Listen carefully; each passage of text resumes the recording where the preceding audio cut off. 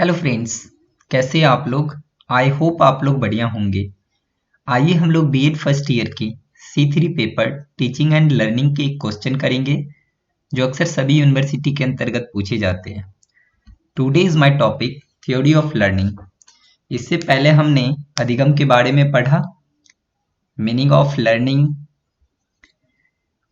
Definition of learning, nature of learning और characteristics of learning के बारे में हमने पिछले वीडियो में पढ़ा है। अभी हम लोग थ्योरी ऑफ लर्निंग के बारे में पढ़ेंगे। ऐसे बहुत सारे मनोवैज्ञानिकों ने अपना अपना सिद्धांत दिया है अधिगम में। पाब्लोव, थॉर्नडाइक, स्किनर, कोहलर। अभी हम लोग पाब्लोव के सिद्धांत को पढ़ेंगे। पाब्लोव के सिद्धांत को पढ़ने से पहले हम लोग concept of theory of learning के बारे में पढ़ते हैं। सीखने के सिद्धांत से क्या तात्पर्य है? इस प्रश्न का उत्तर देते हुए वैज्ञानिकों ने कहा है कि सीखने के सिद्धांत से तात्पर्य एक ऐसी सैद्धांतिक व्याख्या से होता है जिसके द्वारा सीखने की वैज्ञानिक व्याख्या होती है और उस व्याख्या में निम्न 3 प्रश्नों का पर्याप्त उत्तर मिल जाता है। व्यक्ति क्यों सीखता है, व्यक्ति कैसे सीखता है, व्यक्ति क्या सीखता है। एस चौहान के अनुसार अधिगम के सिद्धांत अधिगम की प्रक्रिया में सम्मिलित व्यवहार के यांत्रिकों की व्याख्या करने का प्रयास करते हैं। Theory of learning attempt to explain the mechanism of behavior involved in learning process. Classification of theory of learning. अधिगम के सिद्धांत को 2 भागों में बांटा गया है, व्यवहारवादिक सिद्धांत और संज्ञानात्मक सिद्धांत, बिहेवियरिस्ट थ्योरी और कॉग्निटिव थ्योरी। बिहेवियरिस्ट थ्योरी को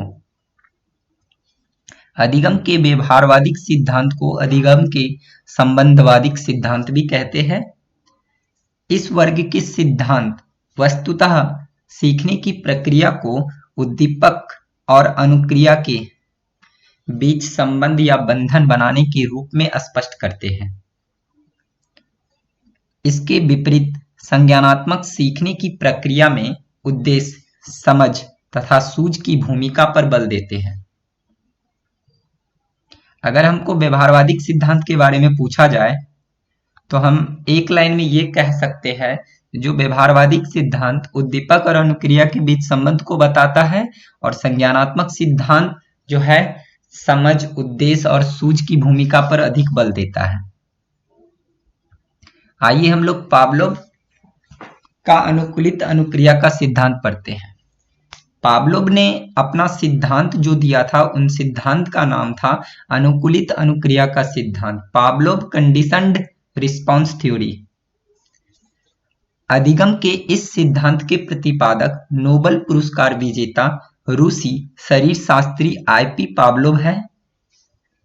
ये क्वेश्चन अक्सर सीटेट के अंतर्गत भी पूछे जाते हैं, जो ऐसे कौन से मनोवैज्ञानिक है जो नोबेल पुरस्कार विजेता है, तो IP पाब्लोव है और पाब्लोव का पूरा नाम जो है वो IP पाब्लोव है।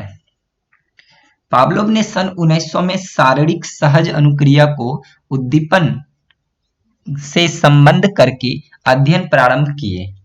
सन 1904 में पाब्लोव ने अपने प्रयोग के आधार पर अनुकूलित अनुक्रिया की अवधारणा को विकसित किया। इसी अनुकूलित अनुक्रिया की अवधारणा से अधिगम के अनुकूलित अनुक्रिया सिद्धांत conditioned response theory of learning का प्रतिपादन किया। पाब्लोव के सिद्धांत को कई नामों से जाना जाता है। पाब्लोव कंडीशनड रिस्पॉन्स थ्योरी, जैसे पाब्लोव का अनुकूलित अनुबंध सिद्धांत, classical conditioning theory of learning, शास्त्रीय अनुबंध सिद्धांत, लर्निंग बाय कंडीशनड रिफ्लेक्स, संबंध प्रत्यावर्तन या सहज क्रिया द्वारा सीखना। पाब्लोव का क्लासिकल अनुबंध सिद्धांत, पाब्लोव क्लासिकल कंडीशनिंग थ्योरी। इस सिद्धांत का आधार प्राणी द्वारा की जाने वाली सहज स्वाभाविक क्रियाएं है। पावलोव का कहना है कि कोई प्राणी जब किसी उद्दीपक के संपर्क में होता है अथवा उससे प्रेरित होता है तो उसके शरीर के संबंधित अंग स्वाभाविक रूप से अनुकूल क्रियाएं करने लगता है। पावलोव के अध्ययन में यह पाया गया है कि स्वाभाविक उद्दीपक के लिए स्वाभाविक प्रतिक्रिया तथा अनुबंधित या अस्वाभाविक उद्दीपक के लिए अस्वाभाविक तथा अनुबंधित प्रतिक्रिया होती है। इस प्रकार जो भी अनुक्रियाएं होती है वही सीखने या अधिगम में परिवर्तन हो जाती है।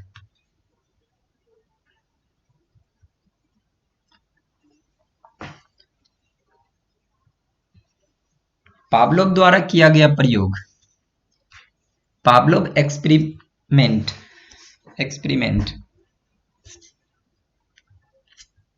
पावलोव ने अपना प्रयोग जो दिया, अब हम इसके बारे में पढ़ेंगे। पावलोव ने अपने प्रयोग के लिए एक लकड़ी का एक ऐसा उपकरण तैयार किया जिसमें कुत्ते को खड़ा किया जा सके।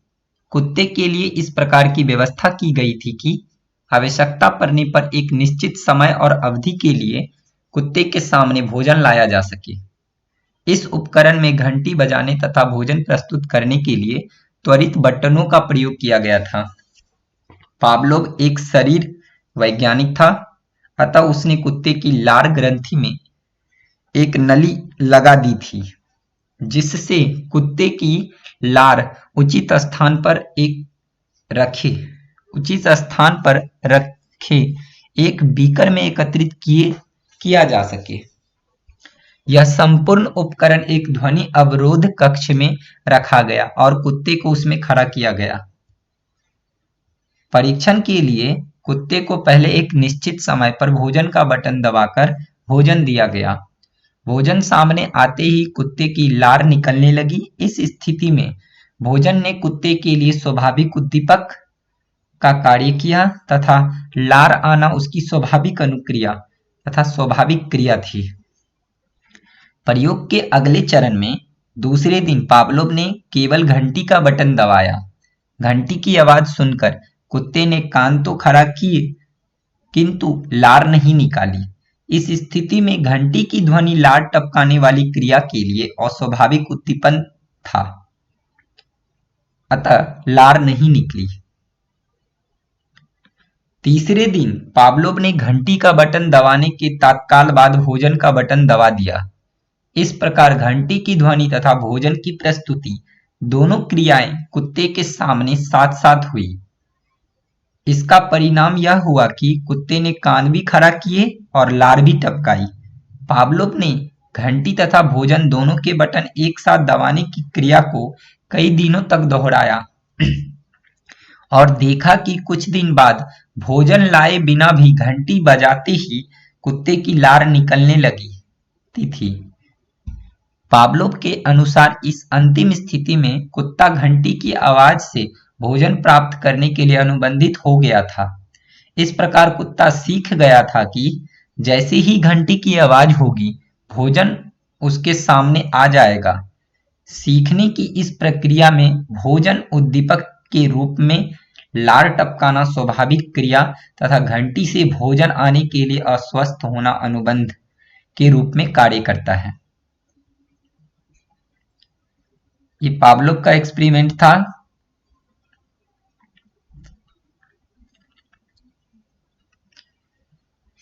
अनुकूलित अनुक्रिया के सिद्धांत का शैक्षिक निहितार्थ, education amplification of conditioned response theory.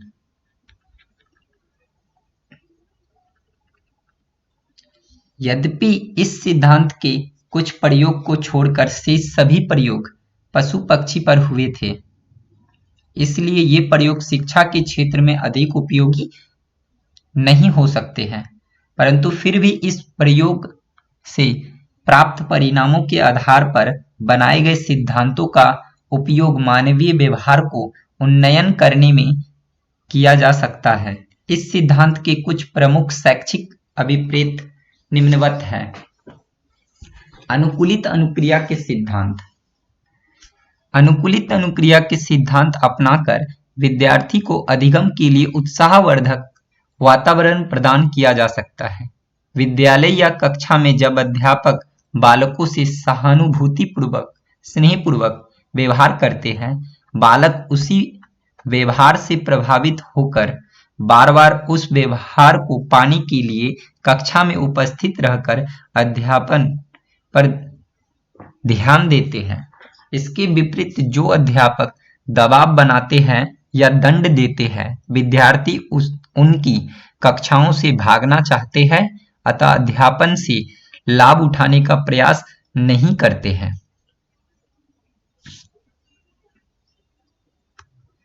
अधिकांश अधिगम प्रारंभ से ही अनुबंध प्रक्रिया के अनुसार गतिवान होते हैं। बालक जिन व्यक्तियों या घटनाओं से संवेगात्मक रूप से जुड़ जाता है, उन व्यक्तियों और वस्तुओं से मिलते जुलते व्यक्तियों या वस्तुओं से बालक जुड़ाव महसूस करता है। जिन व्यक्तियों से बालक घृणा करता है, उससे मिलते जुलते अन्य व्यक्तियों और वस्तुओं से भी नफरत करता है। यदि बालक किसी अध्यापक के व्यवहार से नफरत करता है, तो वह अध्यापक वर्ग से ही दूर रहना चाहता है, और यदि किसी अध्यापक से बालक संवेगात्मक रूप से जुड़ जाता है, तो वह सभी अध्यापकों को सम्मान देता है। यह सामान्यीकृत अनुबंध काफी बड़ी आयु तक चलता है। किसी व्यक्ति का असामान्य व्यवहार बहुत कुछ उसके अधिगम का परिणाम होता है। जैसे बालक एक बार अंधेरे से डर जाता है तो वह हमेशा अंधेरे से डरने लगता है। यदि कोई बालक एक बार कक्षा में अध्यापक की डांट से डर जाता है तो हमेशा उसकी कक्षा में भयभीत रहता है, क्योंकि अनुबंध के द्वारा यह परिवर्तन बालक के व्यवहार में आ जाता है। व्यक्ति की रुचियां, प्रवृत्तियां, आदतें, प्रयोग का, आलोचना का भाव, मनोदशा, सोच आदि अनुबंध के माध्यम से ही आकार लेते हैं। अनुबंध प्रक्रिया से केवल नई बातें ही नहीं सही सीखी जा सकती, अपितु यह अवांछित व्यवहार को त्यागने में भी सहायक होती है। अनुबंध प्रक्रिया बालकों के मानसिक स्वास्थ्य के लिए बहुत उपयोगी है। यदि किसी बालक को किसी वस्तु से डर लगता है, तो डर के कारण को जानकर उस कारण से अनुबंध समाप्त करवा कर बालक की सहायता की जा सकती है तथा उसे संवेगात्मक स्थिरता प्रदान की जा सकती है। छोटे बालकों की प्रारंभिक शिक्षा में जहां प्रत्ययों का ज्ञान कराया जाता है, यह सिद्धांत विशेषकर उपयोगी है। इस प्रकार पावलोव के सिद्धांत और पावलोव का शिक्षा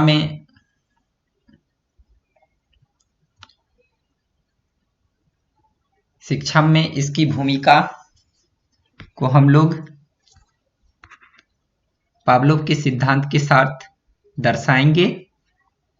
ये क्वेश्चन हमें इस प्रकार से आएंगे, जो अधिगम से आप क्या समझते हैं और अधिगम के सिद्धांत, पावलोव का अधिगम का सिद्धांत और उसके शैक्षिक निहितार्थ को बताएं। तो हम लोग ये क्वेश्चन का आंसर देंगे। That's all. Thank you so much.